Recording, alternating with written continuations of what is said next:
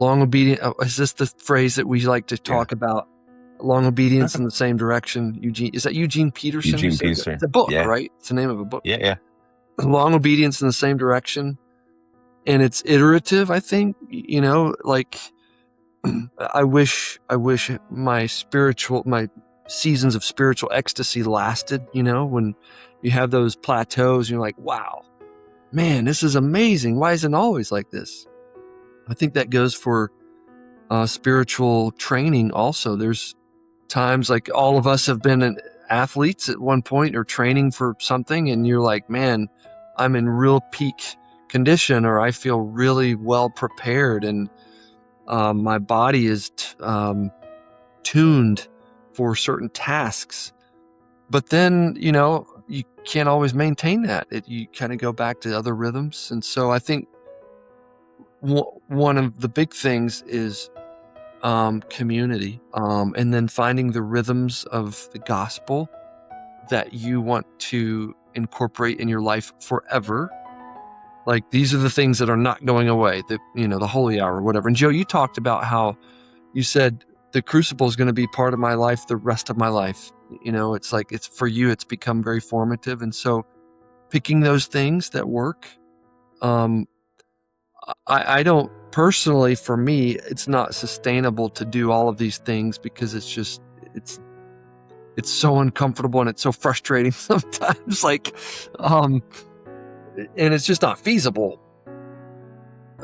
So finding the right things, what are the training fundamentals that you can't lose? Yeah. And then being with the tribe so that the people around you that you're surrounding yourself with, they're climbing up the mountain all the time in their own way. And they're encouraging you to climb the mountain, because if we're not with the tribe like that, we're just going to sink to the lowest common denominator.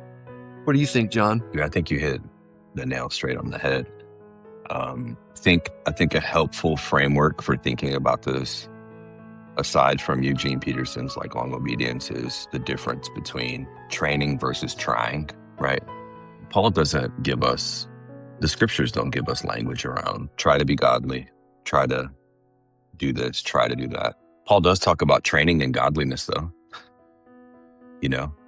and he talks about how physical training is of some value, but training in godliness is of greater value. And I think one of the paradigms that's been helpful for me is to think about, well, if I'm training for something, then that means I have to like keep working at it. And there's cycles to training and there's seasons to training, and there's ups and downs to training. If you've ever trained for an event or something like you just mentioned, like you're not always on, you're not always performing at the highest level or whatever. And so a lot of athletes struggle with that because it's a performance mentality versus like, hey, I'm just training to be healthy.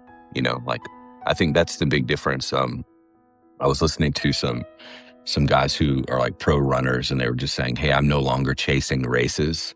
I just want to be healthy. And I think a guy could enter something like the Crucible and it'd be like a prize they're chasing after to like conquer this objective. And that's great for a short stint. But at the same time, I think a follow-up question is just like, what is it like for me to be healthy coming out of this? And then how do I work toward that? Because there's no way you could keep up this sort of, I guess you could, but I don't know how anyone would maintain all these various forms of, we'll call it self-denial and discipline, for the lack of a better way to say it.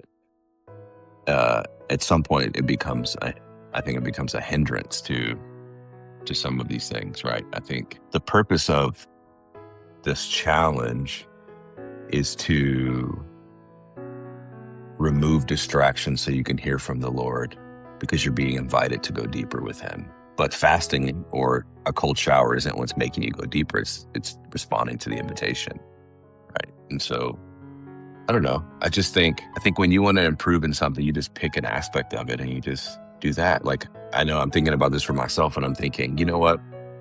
I need to be not that I don't do this already, but it's like, how can I improve this? Well, maybe a step is, what if I'm just in the Word every morning? Like, that's just how I start my day. If a guy left the Crucible and their daily rhythm became, hey, I'm a person of the Word, and like, what a huge thing to walk away from, or walk away from it with, you know what I mean?